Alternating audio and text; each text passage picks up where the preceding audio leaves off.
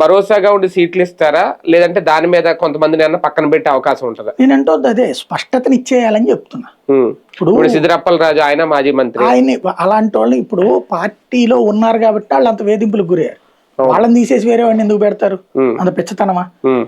ఇప్పుడు మొన్న దాదాపుగా 5-6 ఇన్సిడెంట్స్ లో తెలుగుదేశం పార్టీ లేదా అధికార పార్టీకి సంబంధించిన ఎమ్మెల్యేలు, వాళ్ళ మనుషులు, లేకపోతే వాళ్ళ కొడుకులు, వాళ్ళ భార్యలు, వాళ్ళకి సంబంధించినటువంటి ఉన్నాయి యాక్సిడెంట్స్, ఇన్సిడెంట్స్.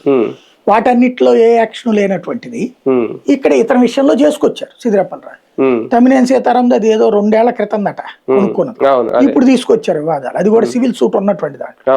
అంటే ఏంటి, కావాలని కక్ష సాధింపుతో కేసులు పెడుతున్నారు. ఈజీగా పరిష్కారం అయ్యేదాన్ని ఒక లిటిగేషన్ క్రియేట్ చేసి మరి వేధిస్తున్నారు.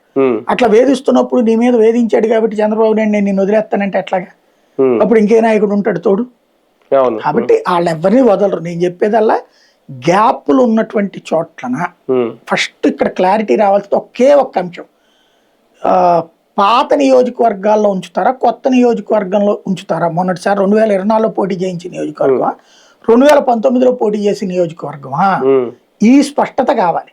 మళ్ళీ 2029లో నియోజకవర్గాలు కూడా మారచ్చు కదా? అదే అవన్నిటి ఆ స్పష్టత కావాలి. మేబీ జగన్ అదే ఆగుతున్నట్టున్నాడు. అది తేలకుండా ఇప్పుడే చెప్తే మళ్ళీ మారుతుంది కదా, అందుకని ఆగుతున్నట్టున్నాడు. కానీ ఒకవేళ 225 అయితే గనక అది సిద్ధం చేసుకునే వెళ్తారా? ఒకవేళ అంటే ఇన్ఛార్జీలను పెట్టి ఆ నియోజకవర్గాలకి అయ్యేదాకా ఆగరు కదా. అవునా? తన కార్యక్రమం తను చేసుకుంటూ వెళ్తాడు. అనౌన్స్ చేయకపోవచ్చు, ఆ 225 తేలేదాకా ఆగచ్చు. అంటే ఇన్ఛార్జీలను ప్రకటించారంటే ఆల్మోస్ట్ కన్ఫర్మ్ అవుతుంది కదా. ఇప్పుడు ఎమ్మెల్యేలు కొత్త సీట్ల ప్రకారం కాదు కదా, అప్పుడు చూడాలి.